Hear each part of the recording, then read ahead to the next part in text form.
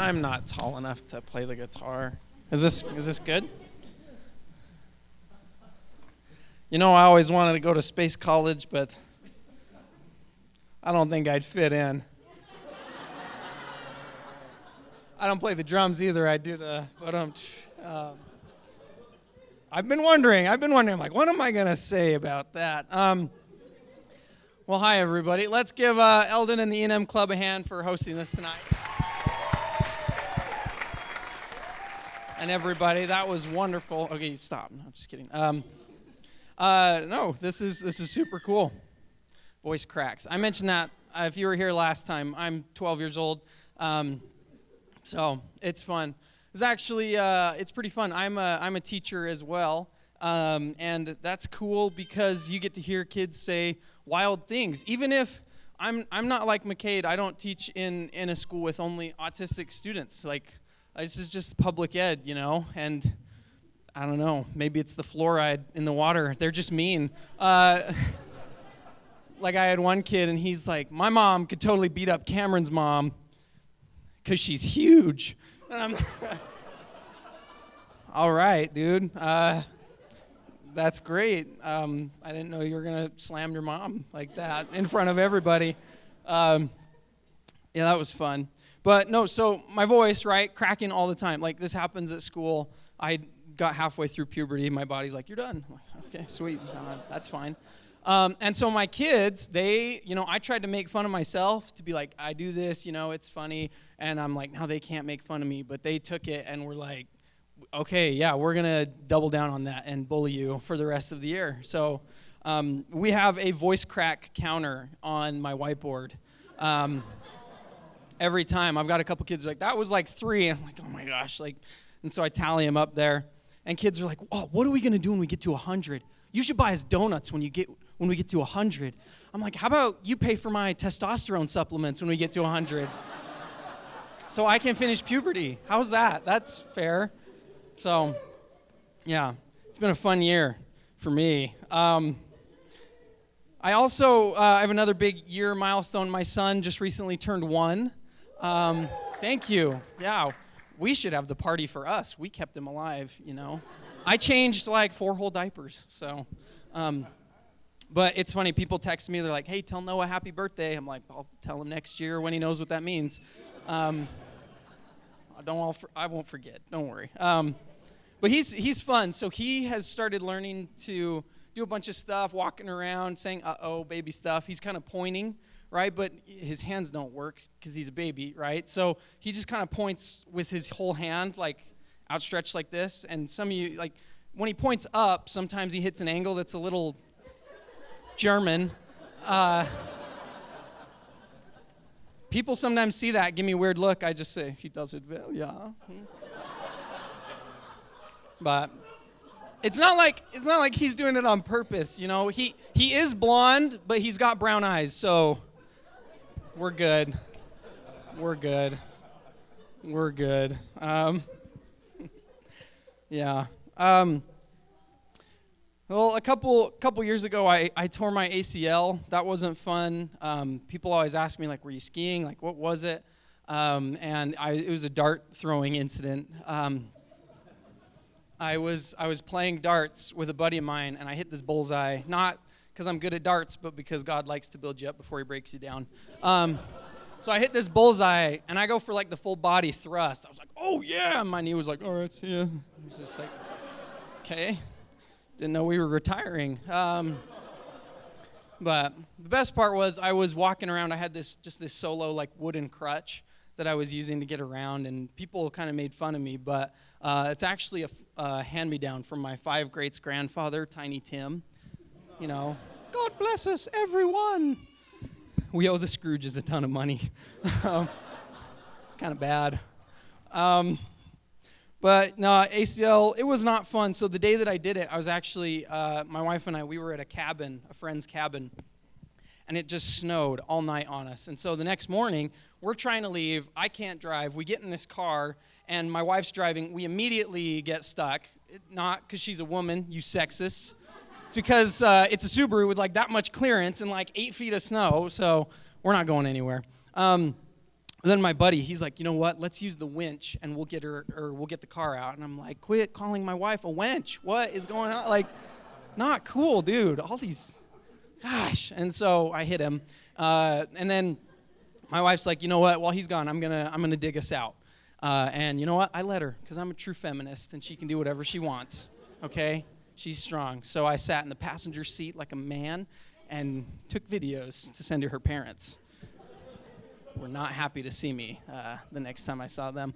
It was fun. But yeah, so everybody tells you, they're like, hey, don't give up on what you love, which is the stupidest thing I've ever heard because I don't know how many times I've been injured after giving up. 0. Feels good. Feels good. I tell my students that every day. I'm like, guys, just don't do it. Just give up. All right. Not anything crazy. They're good. But my wife and I, actually, she is awesome. She and I used to cater weddings together, and that was a really great way to see that our marriage is going a lot better than other people's. Like, from the get-go, it's really, yeah. I was like, babe, like, I don't call her babe, but I'm like, babe, we're doing good. But that was our first fight, was when I called her babe. No, just kidding.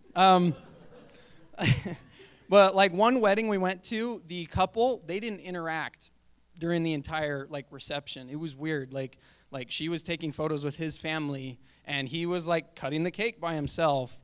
Like one of the groomsmen did the garter belt thing. That was weird. I didn't think that was allowed. So it was uncomfortable for everybody, except him, I guess. But sorry, family friendly. So we got to reset. All right. Okay. But no, but it is funny, when you're catering, how people are comfortable with you, people at the event, and it's they give you so much ammo against their own families. Like this woman comes up, she's like, just gotta let you know, my daughter is a total bridezilla. It's awful, bridezilla. I'm like, you didn't have to tell me that, but now you better tip 20%, or she's gonna find out how you feel about her on her special day. You might be thinking, McKay, would you really risk potentially destroying a relationship for an extra 5%? I would and I have. That's the great thing about blackmail. It works every time. It's awesome.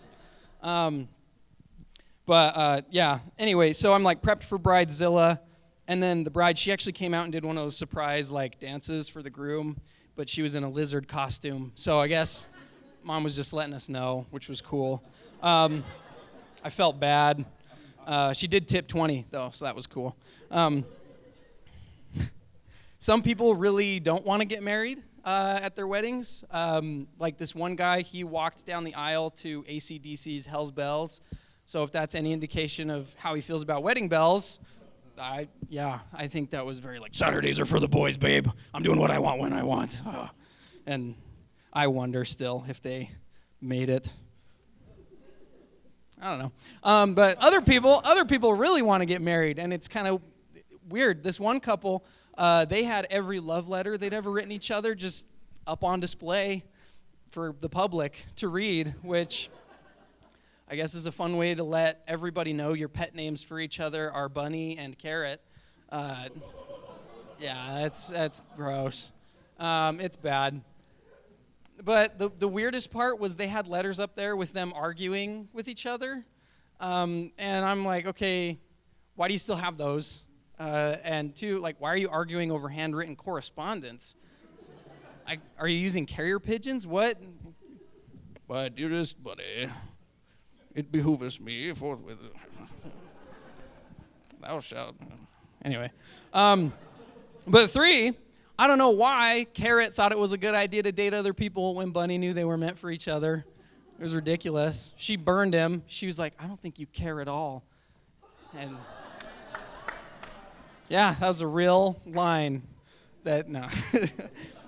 That's why they're getting married, is because of that letter. It was cool. We talked to them, and they went all in, though, on this theme. They had a carrot cake, which I guess is better than a bunny cake. So that was good. That wouldn't be fun. But theme weddings, I have to put my foot down on the theme wedding. See, that wasn't very loud. I'm not big.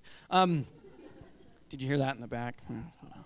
Theme weddings, no, the weirdest, maybe the most interesting one we did, it was up in Idaho, so buckle up. So this couple, like, everything was just dinosaur themed. Like, I was like, hey, was your 4th birthday party so bad? Like, you had to right the wrong at your wedding, you know? So we asked the couple, we're like, so why the dinosaur theme, you know? We're just chatting with them, and the dude just, oh, dude, I just freaking love dinosaurs, dude. I just love dinosaurs. We're like, okay, are you into, like, archaeology? He's like, I'm just a dude, but I just love dinosaurs, dude, you know? I'm like, okay, all right, okay.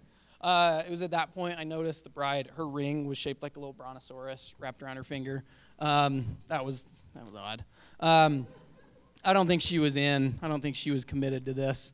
But I noticed too, like, they did everything, man. Like, their wedding cake had a little dinosaur bride and groom topper, which if you think that's cute, you're wrong. That's weird. You think she looks like a stegosaurus? That's messed up. But they did kind of pull it off. It was kind of a nice ceremony. She walked down the aisle to a beautiful piano rendition of the Jurassic Park theme. That was neat. Bridezilla, she was actually one of the bridesmaids, so I'm like, that makes sense that they're friends. That's cool. Maybe it's his sister. I don't know.